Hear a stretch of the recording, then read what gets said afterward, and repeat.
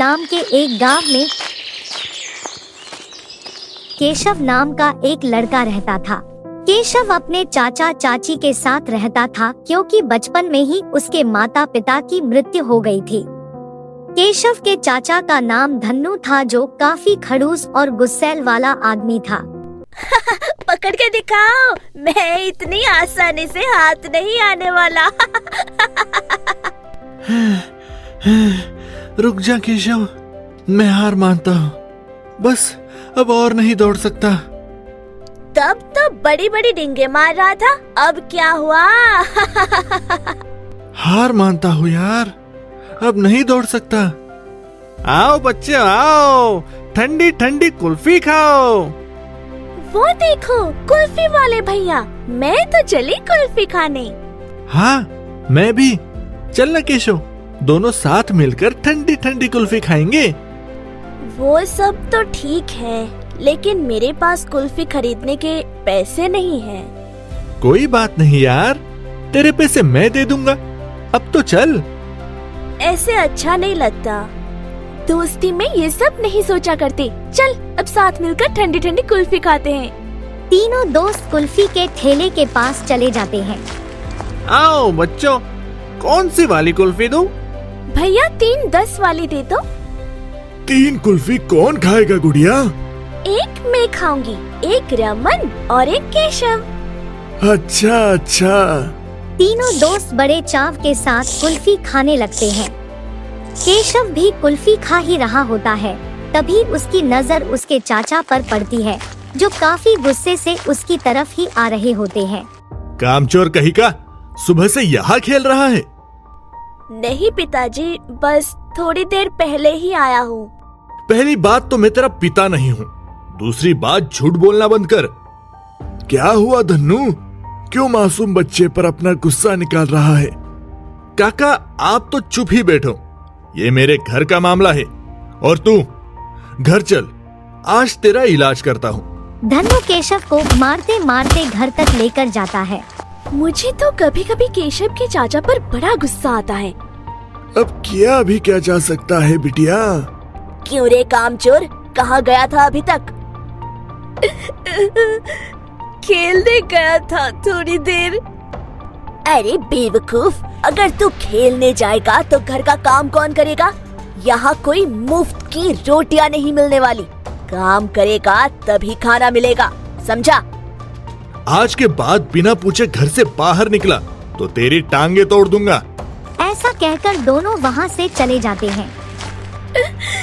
हे भगवान, मुझे भी अपने पास बुला लो।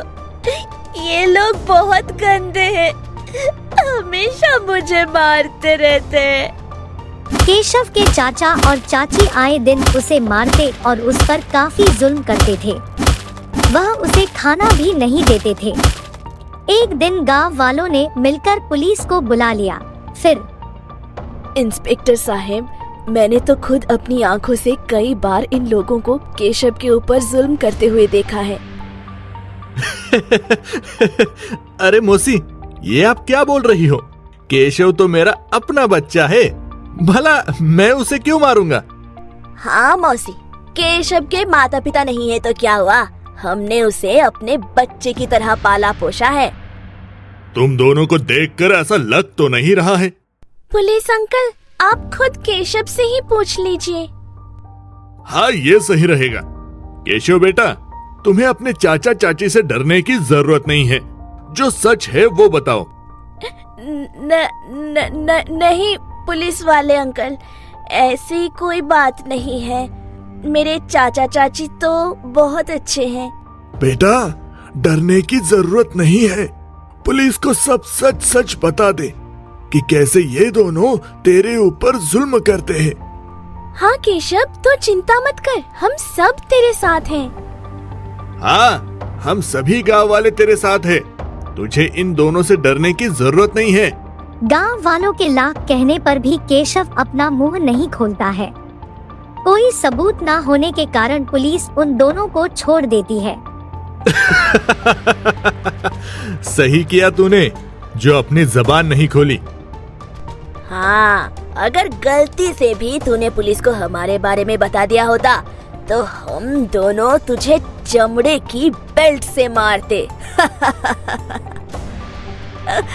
नहीं नहीं, मैं किसी को कुछ नहीं बताऊंगा, कभी नहीं बताऊंगा। शाबाश, चल अब अपने काम पर लग जा। ऐसा कहकर दोनों वहाँ से चले जाते हैं। ठीक 1 महीने बाद सुनो, ये केशव हमारे लिए आफत की पुड़िया बन गया है। हाँ, जब तक ये हमारे साथ रहेगा तब तक कोई ना कोई हंगामा होता रहेगा। तुम सही कह रही हो, लेकिन हम कर भी क्या सकते हैं? मुझे पता है हमें इसके साथ क्या करना चाहिए। ऐसा क्या सोच लिया तुमने? अरे ठंड के मौसम में इसे बाहर लिटा देंगे। ठंड के मारे अकड़कर खुद ही अपने माता पिता के पास पहुंच जाएगा। हाँ, और गांव वालों से कह देंगे लड़ाई करके खुद ही बाहर चला गया था। हाँ, सांप भी मर जाएगा और लाठी भी नहीं टूटेगी। दोनों उसे मारने का प्लान बना लेते हैं।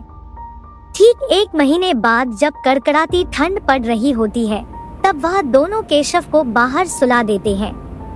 उसी रात गांव के काका वहां से गुजर रहे होते हैं, तभी उनकी नजर केशव के ऊपर पड़ती है। हे भगवान, कैसे लोग हैं ये? केशव, तुम इतनी ठंड में बाहर क्यों लेटे हुए हो, वो भी बिना कपड़ों के? काका, मैं तो अंदर ही सोना चाहता हूँ, लेकिन कोई दरवाजा ही नहीं खोल रहे हैं। ये लोग ऐसे ही है, इन्हें तो मैं कल देख लूंगा। चल, तू मेरे घर चल। काका केशव को अपने घर लेकर चले जाते हैं। उसी रात को गांव में भूकंप का झटका आता है, जिसमें केशव का घर पूरी तरह से गिर जाता है। केशव के चाचा और चाची उसी घर में दबकर मर जाते हैं। इसलिए दोस्तों, हमें कभी भी दूसरों के लिए गड्ढा नहीं खोदना चाहिए, क्योंकि उस गड्ढे में हम खुद भी गिर सकते हैं। स्टोरी अच्छी लगी हो तो स्टोरी को लाइक करके चैनल को सब्सक्राइब कर लें और साथ ही बेल आइकन को भी दबा लें, ताकि हमारी स्टोरी सबसे पहले आप तक पहुंच सके।